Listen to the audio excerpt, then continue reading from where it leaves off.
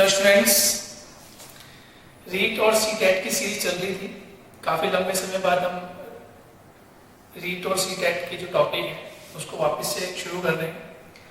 हम soil resource की बात कर रहे थे और सॉइल रिसोर्स में हमने लास्ट में सॉइल का जो पैटर्न होता है, संरचना जो होती है, सॉइल प्रोफाइल के बारे में हमने अध्ययन किया था। और उसके बाद सॉइल में कौन कौन से कण होते हैं, सॉइल किस तरह से बनी हुई होती है, उसकी भी हमने चर्चा की। अब हम नेक्स्ट पढ़ रहे हैं प्रॉब्लम ऑफ सॉइल, यानी कि मृदा की समस्या। देखिए दोस्तों, इस चैनल का उद्देश्य आपको रीट से संबंधित, सीटेट से संबंधित और करंट अफेयर्स, ज्योग्राफी संबंधित जो भी महत्वपूर्ण जानकारी है वो उपलब्ध करवाना है। यदि आप इस चैनल पर नए हैं तो इसे लाइक, शेयर और सब्सक्राइब करें और अपने मित्रों के साथ इस वीडियो को शेयर करें ताकि उन्हें भी इन वीडियोस का लाभ प्राप्त हो।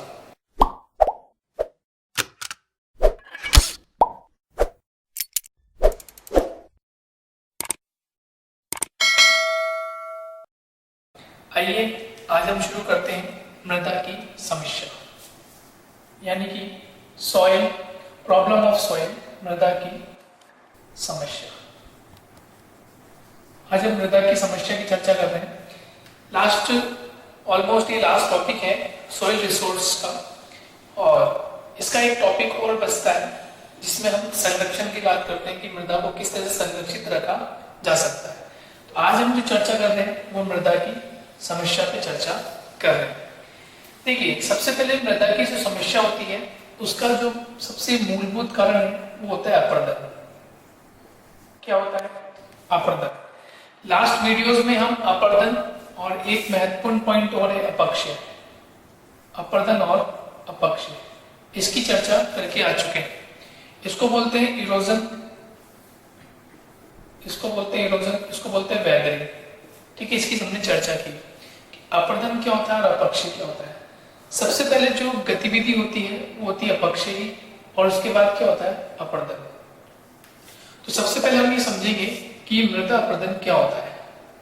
मृदा अपर्दन क्या होता है, हम इसकी चर्चा कर लेते हैं।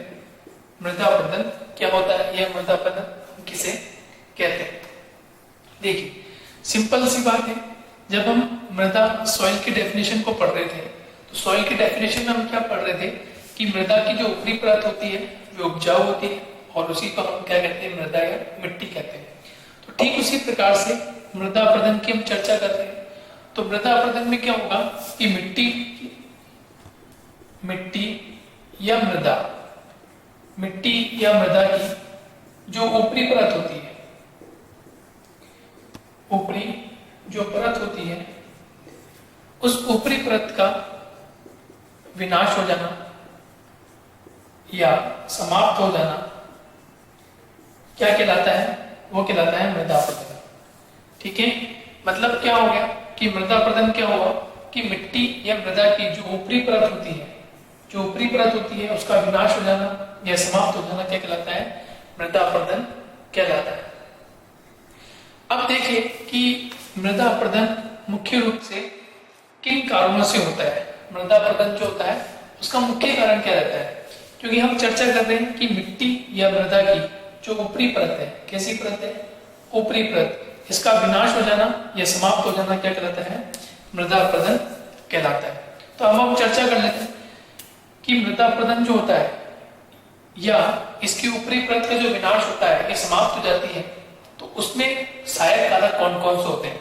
देखिए, उसमें सहायक कारक होते हैं नदियां। सहायक कारक क्या होते हैं? नदियां होती है। ठीक है, नदियों के बाद वायु होती है। ठीक है, नदियां होती है, वायु होती है, उसके बाद समुद्री लहरें होती हैं, और उसके बाद क्या होती है? इसके बाद होती है हिमानी। क्या होती है? हिमानी। देखिए, सबसे ज्यादा अपर्दन जो होता है वो नदियों के द्वारा होता है। सबसे ज्यादा जो अपर्दन होता है वो नदियों के द्वारा होता है, या कहीं कहीं इसे जलीय अपर्दन भी कहते हैं। इसे हम जलीय अपर्दन भी कह सकते हैं। ठीक है, तो नदियां या जलीय अपर्दन कह सकते हैं। ठीक है, दूसरा अपर्दन किसके कारण होता है? वायु के द्वारा। उसके बाद समुद्री लहरों के द्वारा और हिमानी के द्वारा। तो सबसे कम जो अपर्दन होता है, सबसे आपसे क्वेश्चन पूछा जाए कि इन कारकों में से सबसे कम जो अपर्दन होता है वो निम्नलिखित में से कौन से कारक से होता है? तो सबसे कम किससे होता है? हिमानी से। सबसे कम किससे होता है? हिमानी से। आपसे पूछे सबसे ज्यादा किससे होता है? नदियों से। सबसे ज्यादा किससे होता है? नदियों से। यदि हम भारत की चर्चा करें और भारत के अपर्दन की बात करें तो हम मैप के अंदर ये देख सकते हैं कि सबसे ज्यादा अपर्दन नदियों से होता है या वायु से होता है या समुद्री लहरों के माध्यम से होता है। देखते हैं मैप के ऊपर, देखें हम इसको एक बार, और भारत के मैप में हम इसको देखने की कोशिश करते हैं तो हमें कुछ इस तरह से देखने को मिलता है।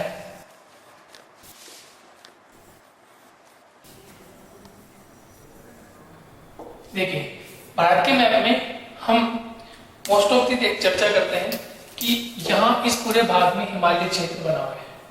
इस पूरे भाग में क्या है? ये हिमालय क्षेत्र है, हिमालय रीजन। ठीक है, हिमालय पर्वत। और यहाँ से असंख्यक नदियां निकलती है।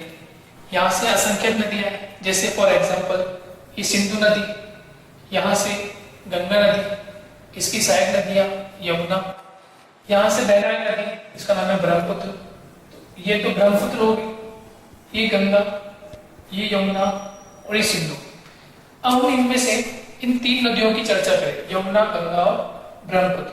तो ये तीन नदियां वर्षा काल के समय, जब वर्षा का समय होता है, मानसून का समय होता है, अत्यधिक वर्षा का समय होता है, तो ये नदियां यानी यमुना, गंगा, ब्रह्मपुत्र और इनकी सहायक नदियों में अधिकांश मात्रा में जल की मात्रा हो जाती है, जिसके माध्यम से ये मृदा का अपर्दन करती है। बाढ़ आना शुरू हो जाती है। आपने देखा होगा सीजन इस तरह का होता है कि मानसून बहुत अधिक होता है, वर्षा अधिक होती है पहाड़ी क्षेत्रों में, और फिर मृदा का कटाव होना शुरू हो जाता है। और मृदा के कटाव से क्या होता है? भूस्खलन जैसी स्थिति देखने को भी हमें मिलती है।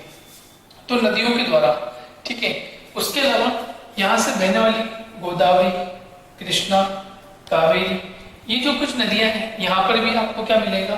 गोदावरी है, कृष्णा है, कावेरी है। इन नदियों से भी क्या होता है? मृदा अपर्दन होता है। इनसे भी क्या होता है? मृदा अपर्दन होता है। और यदि राजस्थान के संदर्भ में बात करें तो हम एक छोटा सा मैप यहाँ राजस्थान के संदर्भ में बात कर लेते हैं। राजस्थान का मैप बनाकर हम चर्चा करें।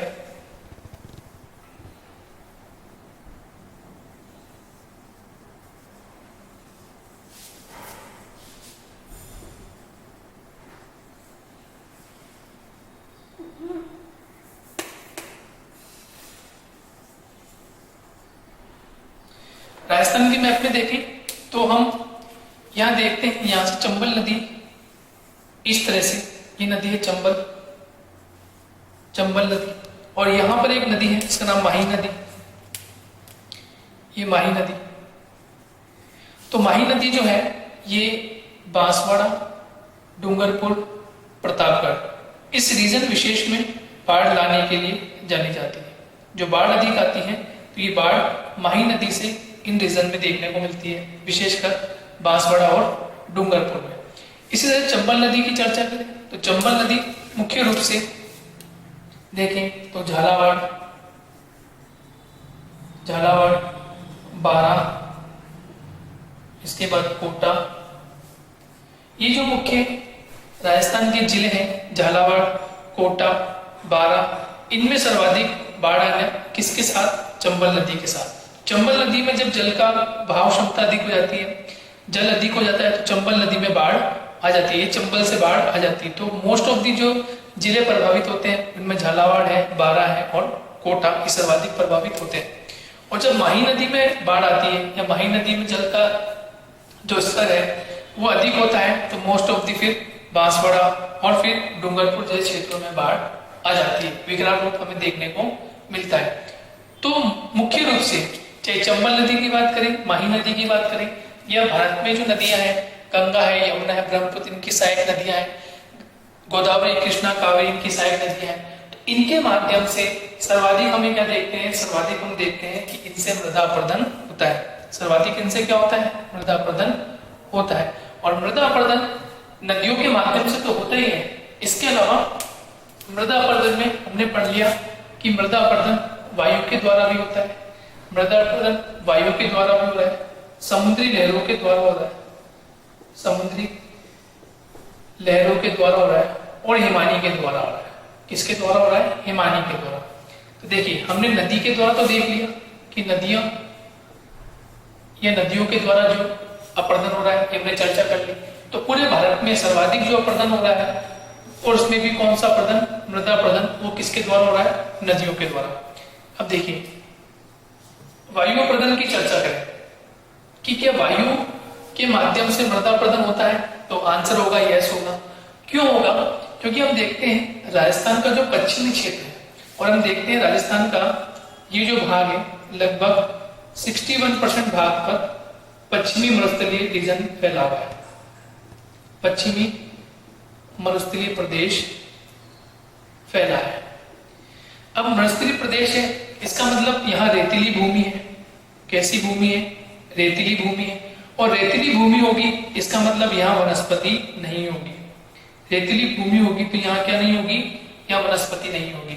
जब वनस्पति नहीं होगी तो जो हवा होगी या वायु होगी वो तीव्र गति से चलेगी, और जब तीव्र गति से चलेगी तो क्या होगा? जो रेतीली मिट्टी है, बालू मिट्टी है, उसको उड़ा के एक स्थान से दूसरे स्थान की ओर ले जाएगी, एक स्थान से उड़ा के दूसरे स्थान की ओर ले जाएगी। तो वायु के द्वारा भी अपरदन होता है। किसका अपरदन होता है? मृदा का अपरदन होता है। तो सेकंड जो होता है वो सर्वाधिक किससे हो रहा है? फिर वायु के द्वारा हो रहा है। समुद्री लहरें, देखिए थर्ड, समुद्री लहरों के माध्यम से भी अपरदन होता है। लेकिन समुद्री लहरों के माध्यम से जो अपरदन होता है वो मुख्य रूप से तटवर्ती क्षेत्र जो है, जो मुख्य रूप से तटवर्ती क्षेत्र होते हैं, यहीं पर अपरदन देखने को मिलता है। तो तीसरा कौन सा हो गया? समुद्री लहरों के द्वारा। और फोर्थ जो होता है वो होता है हिमानी, ग्लेशियर। तो ये ग्लेशियर यानी हिमानी से भी अपरदन होता है, लेकिन बहुत कम होता है। ये उन क्षेत्रों में होता है जहां से हिमानिया यानी कि जो हिमालय क्षेत्र है, यहाँ बर्फ की जो बड़ी बड़ी चट्टानें होती हैं, बर्फ की जो शिलाखंड होते हैं, वे बहकर आगे की ओर आते हैं और फिर वो मृदा का अपरदन करते हैं। तो मृदा अपरदन में हमने क्या सीखा कि मृदा अपरदन सबसे ज्यादा किससे होता है? नदियों के माध्यम से। फिर किसके माध्यम? वायु के माध्यम से। फिर किसके माध्यम से? लहरों के माध्यम से। और फिर किसके माध्यम से? हिमानी के माध्यम से। तो ये हो गए मृदा अपरदन के प्रमुख जो फैक्टर्स, कारक जो होते हैं कि किसके माध्यम से होता है, ये हमने अभी चर्चा कर ली है। अब देखिए दोस्तों, मैं आपसे एक क्वेश्चन पूछता हूँ, आप मुझे उसका आंसर दीजिए। हम राजस्थान के संदर्भ में क्वेश्चन पूछता हूँ कि राजस्थान में सर्वाधिक अपरदन जो होता है, राजस्थान में जो पश्चिमी क्षेत्र में सर्वाधिक अपरदन होता है वो निम्नलिखित में से किसमें सर्वाधिक होता है? ठीक है, यानी कि राजस्थान का जो पश्चिमी क्षेत्र है, ये जो राजस्थान का पश्चिमी क्षेत्र है, यहाँ जो अपरदन होता है सबसे ज्यादा, वो निम्नलिखित कारकों में से किससे सर्वाधिक होता है? और फिर एक दूसरा क्वेश्चन कि जो राजस्थान का एक पूर्वी भाग है, राजस्थान का कौन सा भाग है? पूर्वी भाग। राजस्थान का पूर्वी भाग। तो पूर्वी भाग जो राजस्थान का है, उनमें से निम्नलिखित में से कौन सा सर्वाधिक अपरदन के कारक माना जाता है? आपको आंसर क्या देना है कि पश्चिमी राजस्थान में अपरदन का प्रमुख कारण जो होता है, मृदा अपरदन का जो प्रमुख कारण होता है वो निम्नलिखित में से कौन सा होता है? और पूर्वी क्षेत्र या पूर्वी राजस्थान में जो अपरदन होता है, मृदा अपरदन जो होता है, उसका प्रमुख कारक इनमें से कौन सा होता है? एक कमेंट बॉक्स में आप कमेंट करके बताइए। ठीक है, तो हमने ये चर्चा कर ली मृदा अपरदन के कारक कौन कौन से होते हैं। अब हम बात करते हैं कि मृदा अपरदन के प्रकारों की। मृदा अपरदन के प्रकारों की हम चर्चा, मृदा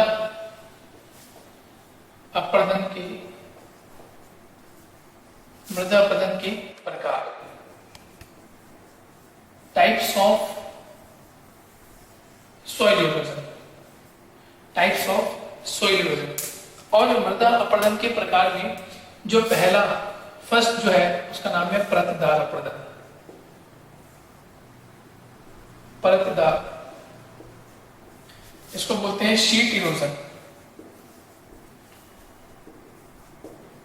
इंग्लिश में बोलते हैं इसको शीट इरोजन, हिंदी में बोलते हैं परतदार अपरदन। अब देखिए परतदार अपरदन नाम से जैसे पता चल रहा है, परतदार यानी कि पहले तो हम देख लेते हैं कि इनके लिए माध्यम कौन सा बनता है। तो इसका जो माध्यम बनता है वो जल या जलीय माध्यम, और एक क्या बनता है, वायु। तो परतदार अपरदन जो होता है वो सबसे ज्यादा किसके माध्यम से होता है, जल के माध्यम से और वायु के माध्यम से होता है। और जल और वायु ये दोनों ही क्या करते हैं, मृदा की जो ऊपरी परत होती है, मृदा की जो ऊपरी परत होती है, मृदा की ऊपरी परत को उड़ा ले जाते हैं, उड़ा ले जाते हैं या बहा कर ले जाते हैं।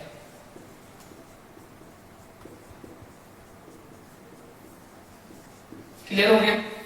देखिए मृदा की जो ऊपरी परत होती है, मृदा की जो ऊपरी परत होती है उसको उड़ा कर ले जाना, मतलब कौन उड़ा के लेके जाएगा, वायु के द्वारा।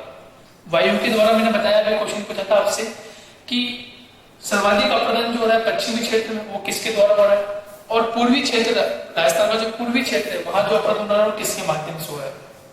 तो देखिए मृदा की जो ऊपरी परत होती है उस ऊपरी परत को उड़ाकर ले जाते हैं कौन, वायु के जो कारक होते हैं, टूल्स जो होते हैं उड़ाकर ले जाते हैं या बहाकर ले जाते हैं। अब बहाकर ले जाते हैं मतलब जल के द्वारा, जो नदियों के द्वारा जल आता है, ठीक है, इसके माध्यम से भी क्या होता है, परतदार अपरदन देखने को मिलता है। तो जलीय और वायु, जल के द्वारा और वायु के द्वारा मृदा की ऊपरी परत को उड़ाकर ले जाना या बाहर ले जाना क्या कहलाता है, परतदार अपरदन कहलाता है।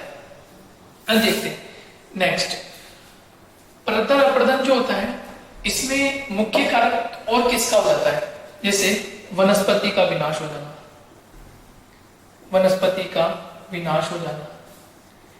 जहां वनस्पति नहीं होती, जब वनस्पति का विनाश होता है तो वहां मृदा ढीली पड़ जाती है, और जब मृदा ढीली पड़ जाती है तो फिर वनस्पति का विनाश भी हो जाता है। उसके अलावा भूमि का ढाल, भूमि का ढाल, मृदा अपरदन में मुख्य कारक क्या बनता है, भूमि का ढाल, यानी स्लोप ऑफ लैंड, भूमि का ढाल। भूमि का ढाल जिस प्रकार का होगा तो अपरदन भी उसी तरह से होगा।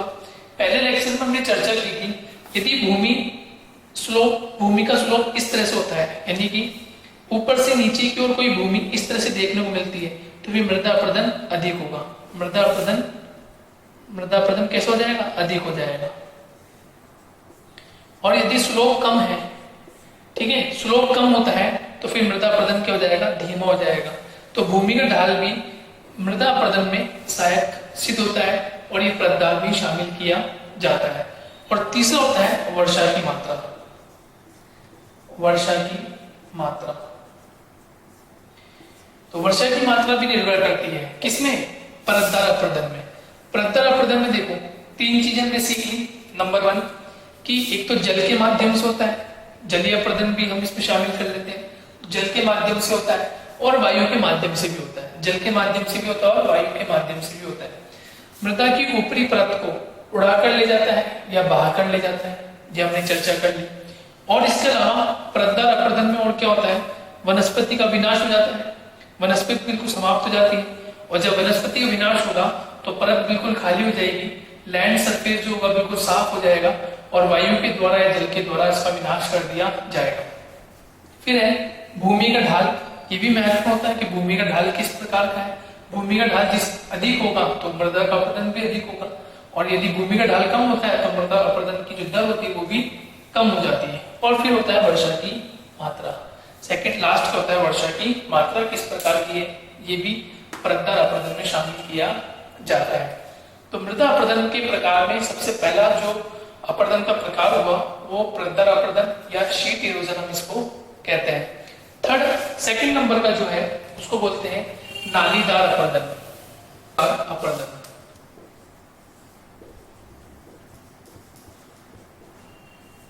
नालीदार अपरदन, इंग्लिश में बोलते हैं इसको गली इरोजन, इंग्लिश में क्या बोलते हैं, गली इरोजन।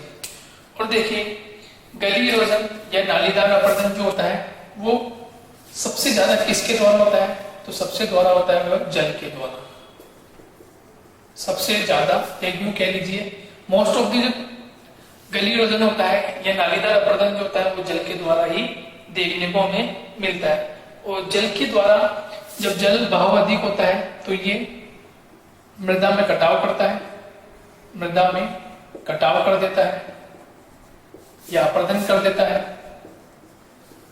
और गहरी नालियों का निर्माण कर देता है। ठीक है, और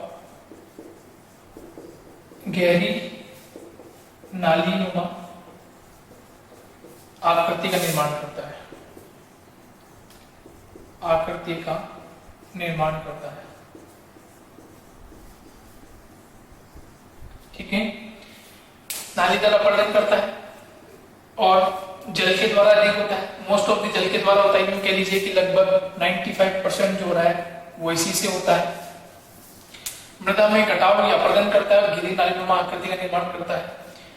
और भारत की हम चर्चा करें या राजस्थान के संदर्भ में देखें तो नालीदार अपर्दन जो सर्वाधिक देखने को मिलता है वो किस नदी में देखने को मिलता है? चंबल नदी में देखने को मिलता है। ठीक है, तो गली इरोजन के नाम से जो फेमस रिवर है उसका नाम क्या है? चंबल रिवर। तो चंबल रिवर में बहुत बड़े बड़े बीहड़ पाए जाते हैं। आपने जब राजस्थान ज्योग्राफी को पढ़ते हैं तो आपने नाम सुना होगा बीहड़। और बीहड़ किसके लिए सबसे ज्यादा फेमस है? जो यहाँ डाकू रहते हैं, कोई यहाँ डाकू वगैरह रहते हैं, उनके लिए बीहड़ फेमस है।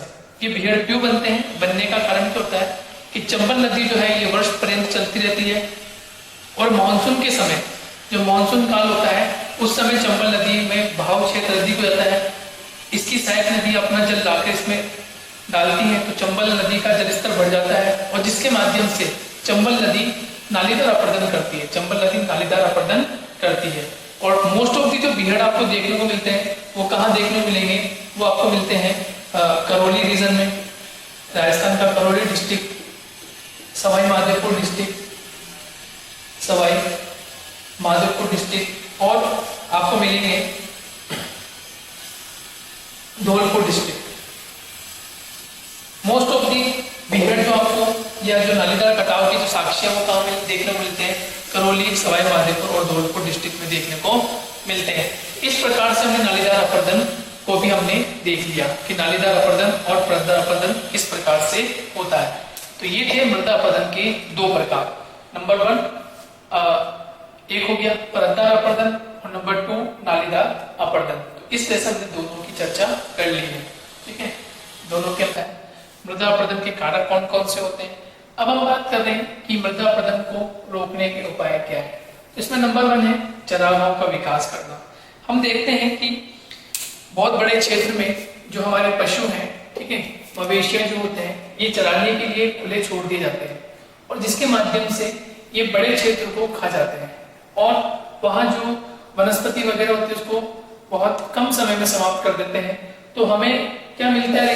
रिजल्ट ये मिलता है कि जो पेड़ पौधे होते हैं वे पेड़ पौधे मृदा को जकड़ कर रखते हैं, मृदा को कंजर्व करके रखते हैं। और ऐसी स्थिति में जब वे पेड़ पौधे समाप्त कर दिए जाते हैं एकदम से, तो फिर क्या होता है? वहां पर जो भूमि होती है पूरी बंजर हो जाती है, मृदा ढीली हो जाती है और जब कभी वहां वर्षा का समय होता है, वर्षा आती है या जल का बहाव अधिक होता है तो वो सारे समाप्त कर दिए जाते हैं। तो इस प्रकार से मृदा का अपर्दन भी अधिक देखने को मिलता है।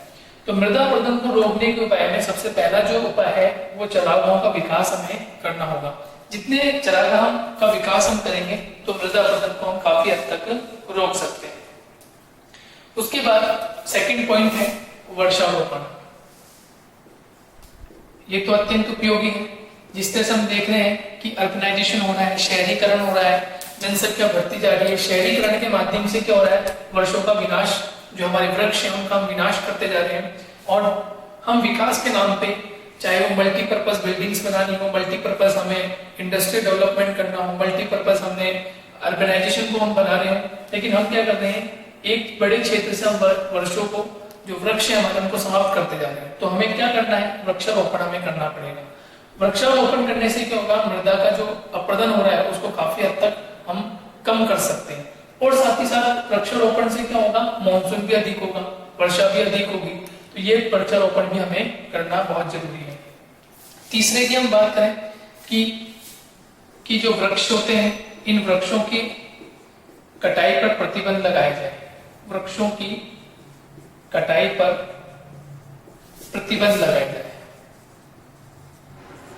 देखें, इसमें हम क्या देखते हैं? इसमें हम ये देखते हैं कि प्रतिबंध लगाना चाहिए। यदि वृक्षों की कटाई पर प्रतिबंध नहीं लगता तो ऐसी स्थिति में क्या होगा?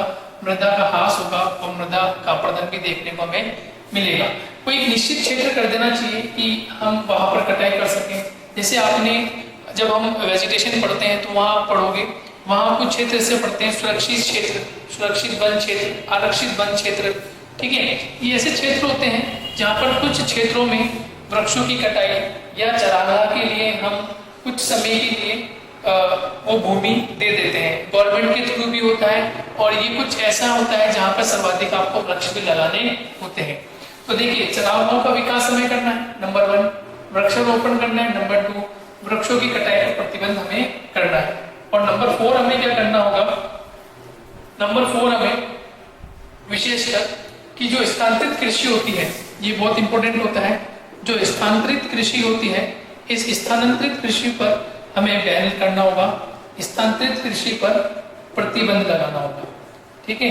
ये भी एक महत्वपूर्ण है, क्योंकि स्थानांतरित कृषि जो होती है, कल्टीवेशन जो होता है, इसके द्वारा क्या हो रहा है, शिफ्टिंग कल्टीवेशन से, कि किसान एक भूमि पर पहले कृषि कार्य करता है, फिर उसके छोड़ कर चले जाता है, वो भूमि बंजर रहती है 3-4 वर्ष कृषि करने के पश्चात। ऐसी स्थिति में क्या होती है, वहां की जो मृदा होती है वह मृदा क्या होती है, ढीली पड़ जाती है, और जब मृदा ढीली पड़ जाती है तो ऐसी स्थिति में जब कभी वर्षा अधिक होती है, बाढ़ जैसी स्थिति देखने को मिलती है, तो फिर मृदा का अपरदन हमें देखने को मिलता है।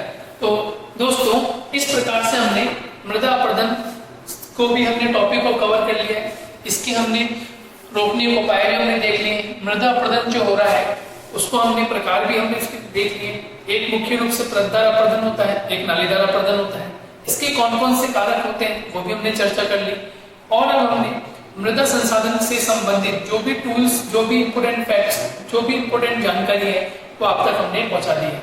अब लास्ट में आपको क्या करना है, इससे जो इंपोर्टेंट क्वेश्चन निकल कर आते हैं वो आपको एक जगह पढ़ने के बाद आपको एक जगह नोटबुक में उनको लिख लेना है, और बैक टू बैक हम रीड से संबंधित, सीटेट से संबंधित, और आगे हमारी यदि कोशिश जारी है कि हम इंडियन ज्योग्राफी को भी शुरुआत करें, तो हम बैक टू बैक वीडियोस आपके सामने लेकर आते हैं, और आपको जो इम्पोर्टेंट फैक्ट्स हैं, इम्पोर्टेंट नॉलेज है, वो आप तक हम शेयर कराते हैं। और यदि आप इस चैनल पे नए हैं तो इसे लाइक और शेयर जरूर करें, इससे मुझे भी एक मोटिवेशन मिलता रहे और मैं आपके सामने समय के साथ साथ मैं आपके सामने आता रहूं। तो जब तक के लिए थैंक यू, धन्यवाद, और वीडियो को लाइक करें, और वीडियो के नीचे जो बेल आइकन है उसको जरूर प्रेस करें, ताकि उससे प्रेस करने से आपको नोटिफिकेशन समय पर मिलता रहे। Thank you.